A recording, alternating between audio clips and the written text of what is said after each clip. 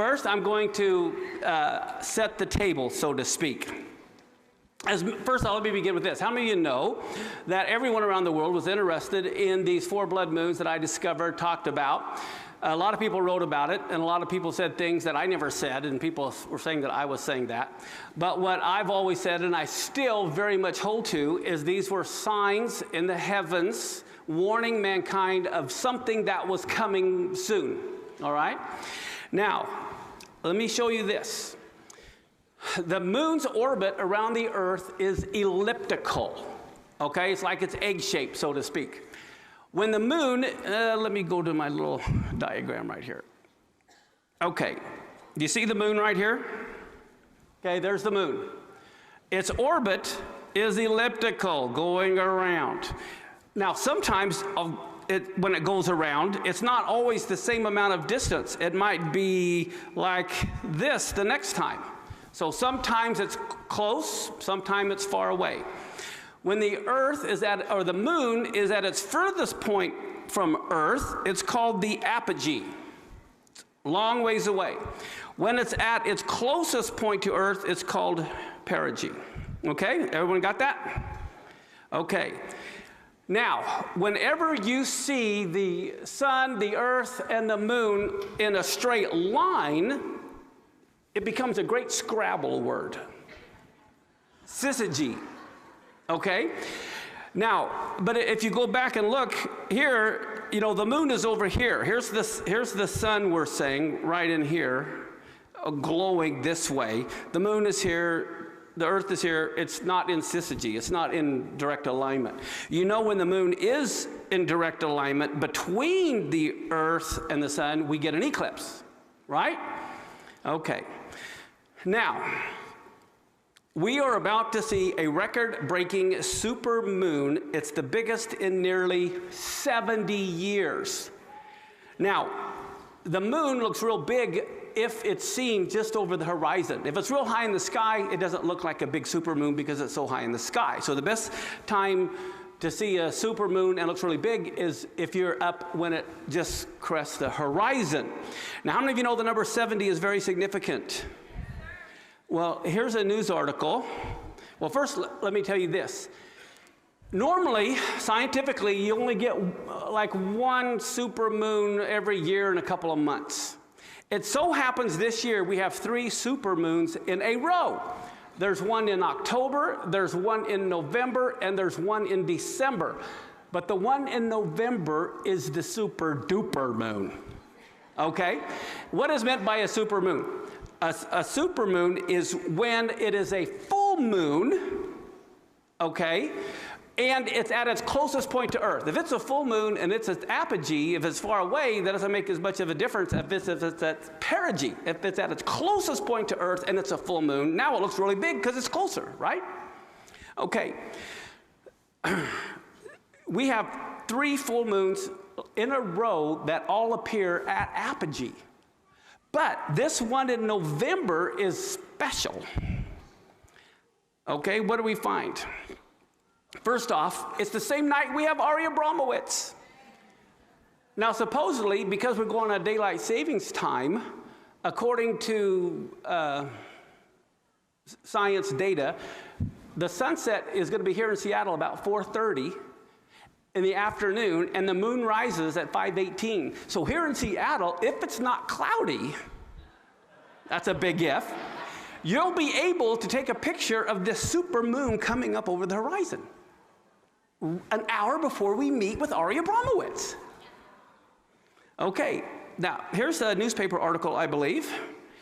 It says, we're about to see a record-breaking supermoon, the biggest, like I said, in nearly how many years? It's the closest full moon in this century. Now look at this next paragraph. If you only see one astronomical event this year, make it the November supermoon, when the moon will be the closest to its Earth since it's been, since January, what year? Wow. 70 years, right before Israel becomes a nation. Here we have these 3 super moons in a row. All right, the biggest one is just in a week and a half on Monday night, November 14th. It says here at the bottom that it won't happen again until November of 2034. Okay? So I just wanted to point out that you have 3 supermoons in a row, with the biggest one happening this next week, right before the flood takes place, biblically. Okay. Now here's just this, I am not endorsing any presidential candidate here, but I'm just stating a fact. The inauguration ceremony for president is on January 20th of 2017. It is every year, with the celebration to follow. The next president, whoever that may be, their first full day in office will be the following day, January 21st, 2017. Everyone follow me? It just so happens.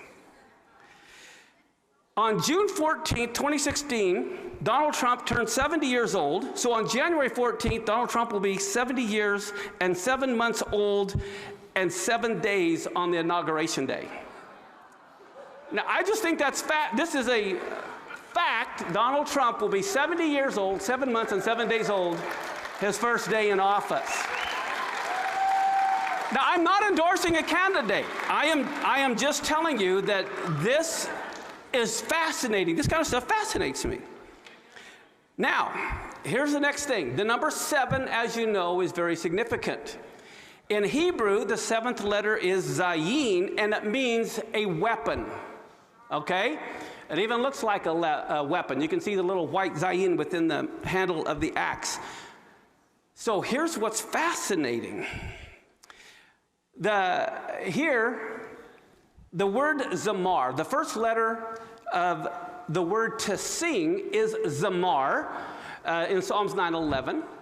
The zayin also represents to prune, Leviticus 25:3. Now this year in Hebrew is 5777. 777. Okay? Now, what you realize, what Hebrew letter is the 7th letter? Zayin. 777. The first digit is 5, okay? And the 5 means, hey, to behold. So here, this year means to behold, weapon, weapon, weapon. Warfare, warfare, warfare. The last time, 70 years ago, we had this big supermoon was before Israel went to war. In 1948, 70 years ago. Now, what's fascinating, there's an anomaly in Hebrew, as many of you that have been around know, that there are letters that are big, there are letters that are small, letters that are upside down and backwards that do not get translated into English. Well, one of the places where the zayin is really big, the only time it appears really big, is in Malachi 4 and 5, and it's the word zikron or zikru here, to remember. It's the word to remember. And what are we supposed to remember? The Torah of Moses. Okay, and this has to do with, behold, I send you Elijah the prophet. Now, the word zayin refers to warfare, as I said, or it's a weapon. What this is telling us, the greatest weapon we have in the last days is to remember the Torah of Moses. This is why the devil doesn't want us to have anything to do with it, because in the times we're about to enter, it is our greatest weapon that we have. There's more. Remember the 7 spirits of God. Okay, Isaiah 11:2 talks about the 7 spirits of God. What do we know from 2 Corinthians 10:4? The weapons of our warfare are not carnal, but mighty through God, through the pulling down of strongholds, right? We're to have involved in spiritual warfare, correct? So one of the things I think we need to realize, with the fact that this coming year that we're in right now is 5777, which all represent zayins and weapons and weapons and weapons, it also means to sing, it also means to prune. What God is telling us, this is the year that God is going to do a lot of pruning in the church. It's pruning time. But our warfare is to sing the Psalms. Okay, we need to be concentrating and remembering the Torah of Moses and praising him. Now, in case you didn't know, in your Torah scrolls and the like, there's these little toggans that are over certain letters. Okay? So these are the, how many of you have ever seen those in Torah scrolls? What the sages say is each one of those are actually little Zions are weapons, spiritual weapons. Okay? Now, how many of you know Psalms 91? How many of you know it's a warfare psalm? Is Psalms 91 a warfare psalm? You guys know this, right? Nowhere in the entire psalm is there a letter Zion. And so people would think, well, wait a minute. If that is a warfare psalm, why are there no Zions in it? Guess what? Do you see on, I don't know if you could really see on this, those little toggans? See the little toggans? Here, let me use my little color here. Do you see how the little three, there we go. Do you see this one has the toggans on it? You can see this one has it on it, this one has it on it, this one has it on it, this one, this one, this one. Okay, this is verse 12 of Psalm 91, and it has 7 letters, a total of 23 Zions on top doing spiritual warfare. In Psalms 91, it has more of these letters with the toggans implying a spiritual battle that is going on in the heavenlies. And so, let me go back. So basically, when we recite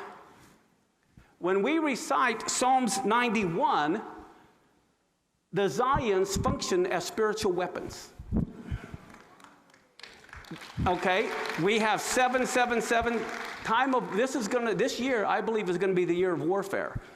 Not only could be physical warfare. Again, the last time this moon happened was right before Israel became a nation and went to war. So what we need to do is protect ourselves, right? Physically, spiritually. And how many of you sometimes get fed up with the devil and you just want to crush him? I think the church has been battered, and I think it's time for us to get mad. I think it's time to get mad, and we need to realize we need to do spiritual warfare. And because of all these Zions that is in Psalm 91, like I said, whenever you recite it, these Zions are functioning as spiritual weapons that you are fighting with. So with that said, let's stand and let's pray Psalms 91, and pray it every day. I'm telling you, pray Psalm 91 every day. This is going to be your spiritual warfare for protection this year. So together. He who dwells in the secret place of the Most High will rest in the shadow of the Almighty. I will say of the Lord, He is my refuge and my fortress, my God in whom I trust.